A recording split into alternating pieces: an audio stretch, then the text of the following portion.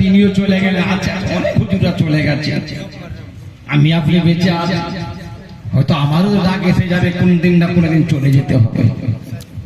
কবরে যেতেই হবে তোমায়, তুমি বুঝিও কেন মন বোঝো না, এ কবর কাউকে দেয়নি রে গায়, তোমাকে রে গাই দেবে না।